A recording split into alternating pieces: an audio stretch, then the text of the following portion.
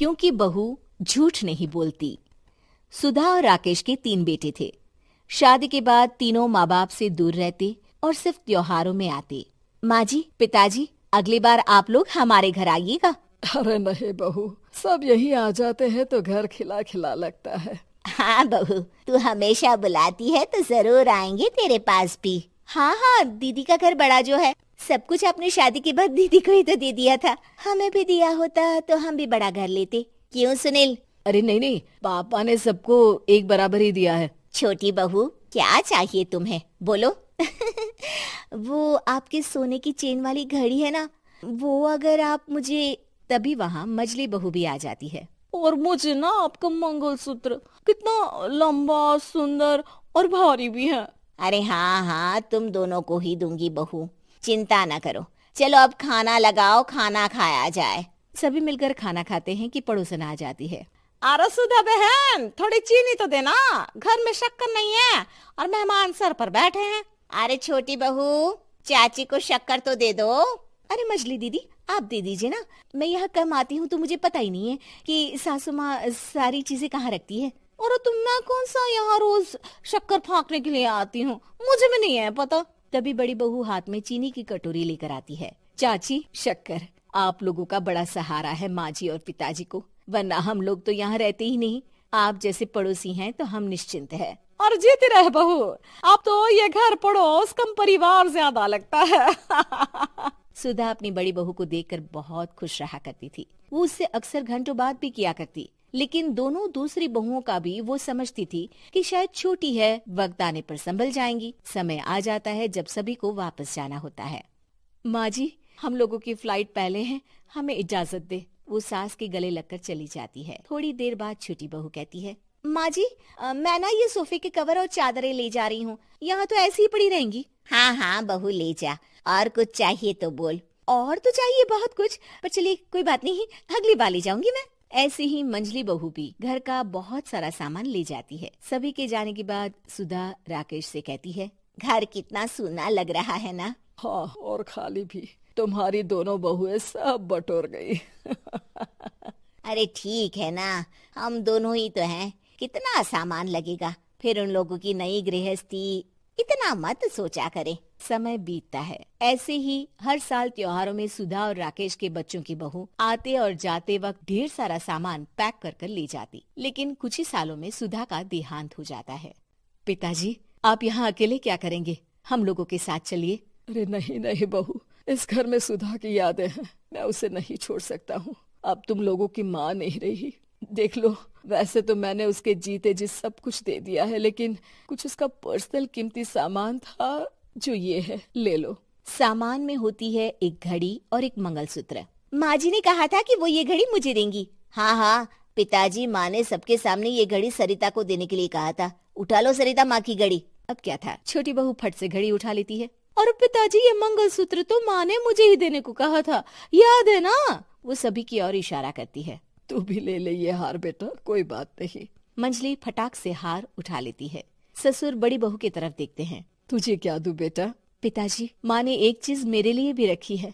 सभी के कान खड़े हो जाते हैं कि आखिर सास ने क्या रखा होगा बड़ी के लिए। अरे माँ जी तो दीदी से प्यार भी ज्यादा ही करती थी, हमेशा उनसे बात किया करती। जरूर कोई बड़ी और अपनी प्रिय चीज दी होगी दीदी को। और देख लेते हैं ना, वरना तो हम भी बराबर का बंटवारा करेंगे। हाँ हाँ, कर लेना बंटवारा।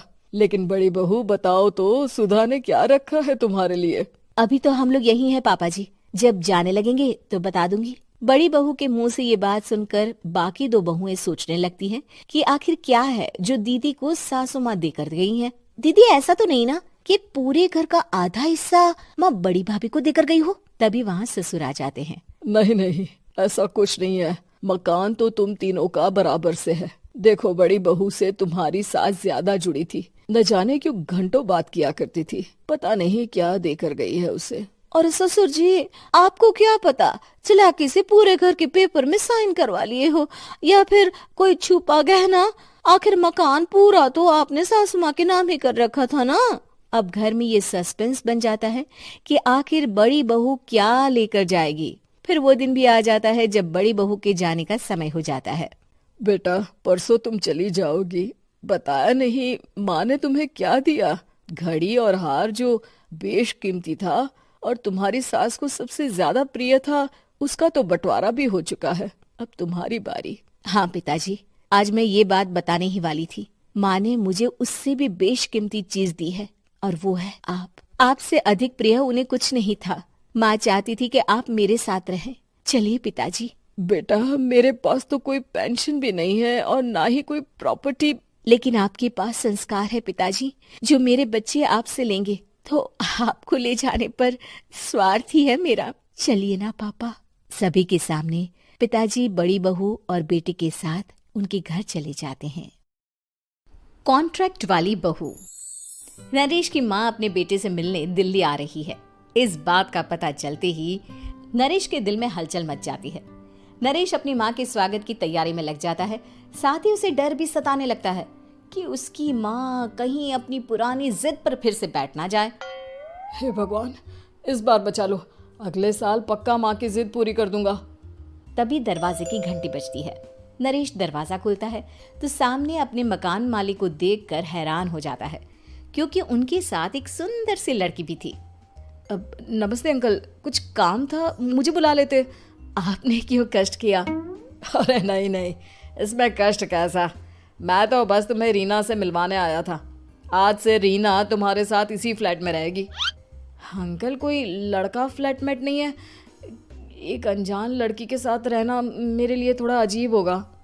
देखो नरेश, मैं तुम्हें पहले भी बता चुका हूँ कि इस फ्लैट में तुम्हें किसी ना किसी के साथ एडजस्ट करना ही होगा, या फिर तुम अकेले पूरे फ्लैट का किराया दे दो, मैं किसी को नहीं रखूंगा। नरेश अपने मकान मालिक की बात सुन के रीना के साथ रहने के लिए तैयार हो जाता है, पर अंदर ही अंदर उसे ये बात खाने लगती है कि वो अपनी माँ को क्या जवाब देगा जब उसकी माँ रीना के बारे में उसे पूछेगी। दिन बीतने लगते हैं।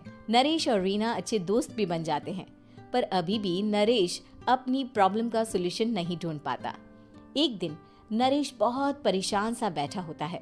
तभी रीना उसे पूछती है, क्या हुआ नरेश, तुम काफी परेशान लग रहे हो, सब ठीक तो है ना? हाँ सब ठीक है, बस एक छोटी सी प्रॉब्लम है। वो एक्चुअली 2 दिन बाद मेरी माँ मुझसे मिलने आ रही है। अरे तो इसमें प्रॉब्लम क्या है? ये तो खुशी की बात है।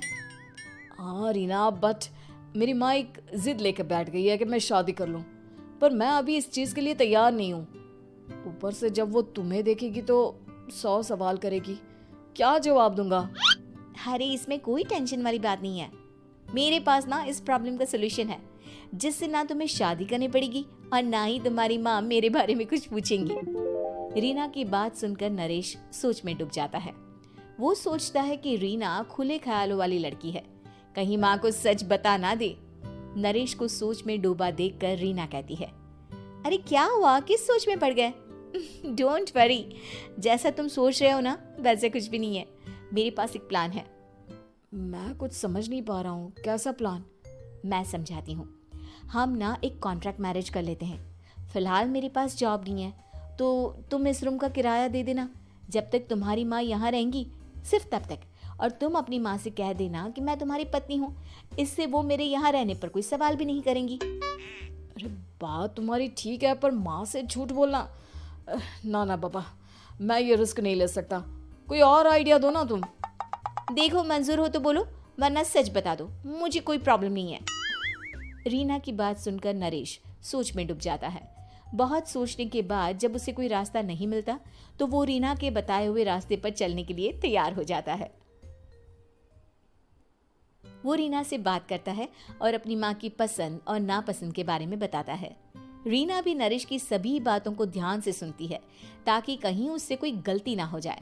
आखिर वो दिन भी आ जाता है जब नरेश की माँ उससे मिलने दिल्ली आ जाती है। नरेश अपनी माँ को फ्लैट पर लेकर जाता है। जैसे ही नरेश की माँ फ्लैट के अंदर जाती है, रीना उसके पैर छू लेती है। ये देखकर नरेश की माँ थोड़ी घबरा जाती है और नरेश से पूछती है, अरे बेटा नरेश, ये कौन है? माँ, ये आपकी बहू रीना है। माफ़ी चाहता हूँ, सब कुछ इतनी जल्दी में हुआ कि आपको बता ही नहीं पाया, इसलिए सोचा कि क्यों ना आपको सरप्राइज दिया जाए। अरे बेटा, मैं तो बस तेरा घर बसा हुआ देखना चाहती थी। हाँ, बहुत अरमान थे अपनी इकलौते बेटी की शादी को लेकर, लेकिन कोई बात नहीं, शायद किस्मत को यही मंजूर होगा। ये कहते ही नरेश की माँ रीना को गले लगा लेती है। रीना बेटिया, मेरा बेटा ना थोड़ा नादान है, पर तुम काफी समझदार लगती हो और मैं जानती हूँ कि तुम इसका बहुत अच्छे से ध्यान रखोगी। माँ आप चिंता मत कीजिए, मैं सब संभाल लूंगी। नरेश की माँ अपने बहू और बेटे के साथ खुशी खुशी रहने लगती है। दिन बीतने लगते हैं। नरेश की माँ और रीना का रिश्ता बहुत मजबूत होता चला जाता है। वो दोनों सारा दिन एक साथ रहती और खूब बातें करती। इधर साथ रहते रहते नरेश और रीना भी एक दूसरे से प्यार करने लगते हैं। दोनों को इस बात का एहसास हो जाता है, फिर भी वो इस बात को छुपा कर ही रखते हैं। एक दिन नरेश की माँ और रीना शादी के बारे में बात करने लगते हैं। रीना बिटिया, ये तो नरेश ने मुझे बिना बताए शादी कर ली, वरना मैं तो अपनी इकलौती बेटी की शादी इतनी धूमधाम से करती कि सारी दुनिया देखती रह जाती। अच्छा माँ, आप ऐसा भी क्या करती नरेश और मेरी शादी में जो दुनिया देखती रह जाती? अरे बिटिया, एक माँ के अरमान तुम अभी नहीं समझोगी। मैं तो अपनी बहू को एक रानी की तरह लेकर आती और शादी भी बिल्कुल शाही अंदाज में करती, पर मेरे तो सारे अरमान ऐसे ही रह गए। खैर, मुझे तो अपने बेटे और बहू की खुशी चाहिए बस। ये कहते हुए नरेश की माँ की आंखों में आंसू आ जाते हैं। रीना भी ये सुनकर ख्यालों में खो जाती है, क्योंकि वो भी मन ही मन खुद को नरेश की पत्नी और उसकी माँ की बहू मानने लगी थी। शाम को जब नरेश ऑफिस से घर आता है तो रीना खुद को रोक नहीं पाती और नरेश के सामने उसकी माँ को अपने और नरेश के रिश्ते का सारा सच बता देती है। रीना की बात सुनकर नरेश की माँ दोनों से बहुत नाराज हो जाती है और घर वापस जाने की बात करने लगती है। तुम दोनों ने मुझसे सच छुपाकर बहुत ठेस पहुंचाई है मुझे। अब तुम लोगों के साथ नहीं रहना चाहती मैं, कल ही वापस चली जाऊंगी अपने घर। माँ मुझे माफ कर दो, ये सब मैंने रीना के कहने पर ही किया है, वरना मैं भी आपको कभी ठेस पहुंचाने के बारे में सोच भी नहीं सकता। हाँ माँ, हमने ये सिर्फ आपका दिल रखने के लिए किया, प्लीज हम दोनों को माफ कर दीजिए। तुम दोनों ने मेरे अरमानों के साथ खिलवाड़ किया है और वैसे भी मुझे अपने बेटे के लिए एक अच्छी लड़की ढूंढनी है, इसलिए मेरा यहाँ से जाना ही बेहतर होगा। माँ की ये बात सुनकर रीना खुद को रोक नहीं पाती। माँ, क्या मैं आपके घर की बहू बनने लायक नहीं हूँ? रीना की बात सुनकर नरेश हैरान रह जाता है। नरेश की माँ भी कुछ समझ नहीं पाती। मैं कुछ समझी नहीं, आखिर तुम कहना क्या चाहती हो? माँ, मैं वो नरेश से बहुत प्यार करती हूँ और साथ ही साथ मैं आपको भी अपनी माँ मान बैठी हूँ। आज जब आपकी बातें सुनी तो खुद को रोक नहीं पाई, इसलिए सारा सच आपको बता दिया। रीना की बात सुनकर नरेश की माँ की आंखों में आंसू आ जाते हैं और वो अपने बेटे नरेश और रीना को गले लगा लेती है। मेरे घर की बहू तो सिर्फ रीना बिटिया ही बनेगी। मैं आज ही तुम दोनों की शादी की तारीख निकलवा दूंगी, बस एक बार तुम्हारे घर वाले मान जाए। उसी दिन रीना के माता पिता भी उनके फ्लैट पर आ जाते हैं। दोनों परिवार आपस में बैठकर बातें करते हैं और शादी के लिए राजी हो जाते हैं। रीना भी कॉन्ट्रैक्ट फाड़ देती है और कहती है, सही मायने में मैं अब बहू बनूंगी, अब तक तो सिर्फ कॉन्ट्रैक्ट वाली बहू थी।